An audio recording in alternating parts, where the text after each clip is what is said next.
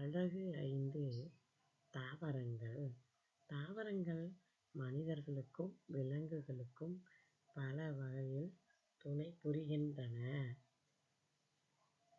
ஆமாம் மாணவர்களே, முதல் படத்தை பாருங்கள்.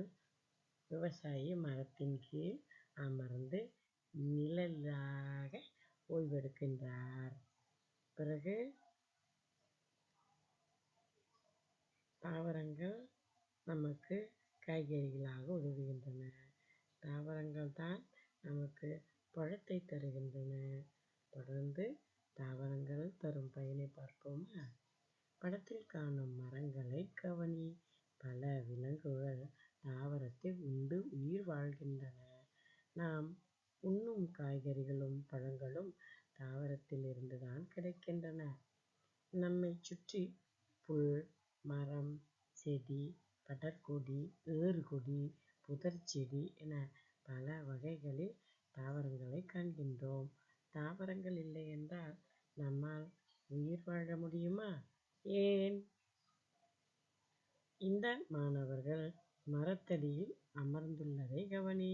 நமக்கு தேவையான நிழலையும் குளிர்ச்சியையும் மரங்கள் தருகின்றன.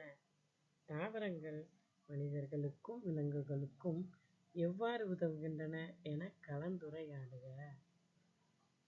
மாணவர்களே, தாவரங்கள் நமக்கு உணவை தருகின்றன. தாவரங்கள் நமக்கு நிழலை தருகின்றன. தாவரங்கள் நமக்கு காய்கறிகளை தருகின்றன.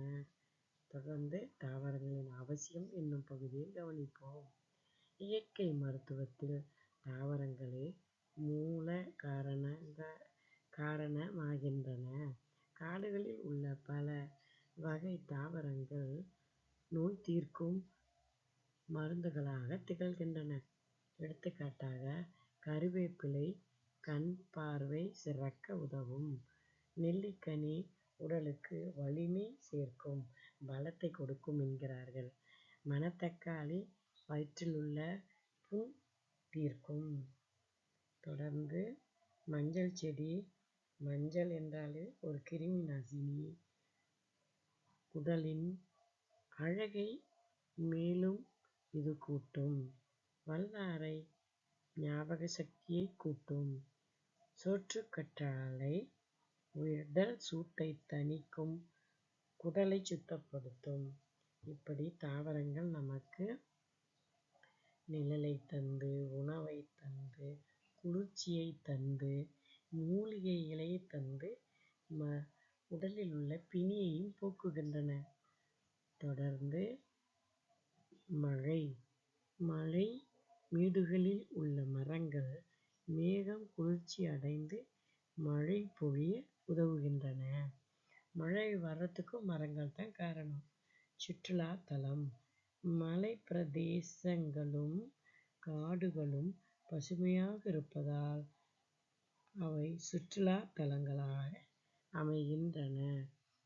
ஆமாம், சுற்றுப்பயணிகள் எல்லாம் பச்சை பசேல்னு இருக்கின்ற மலேசியாவை பார்க்க பெரிதும் விரும்புகின்றனர். உயிர் வழி. மரங்கள் வேறு என்ன நமக்கு தருகின்றது? நாம் சுவாசிக்கின்ற காற்றை மரங்கள் தருகின்றன.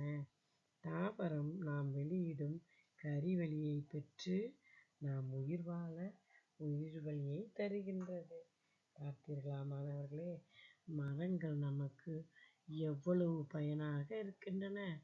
நாமும் மரத்தை போன்று மிகவும் பயன் உள்ளவர்களாக நடந்து கொள்ள வேண்டும்.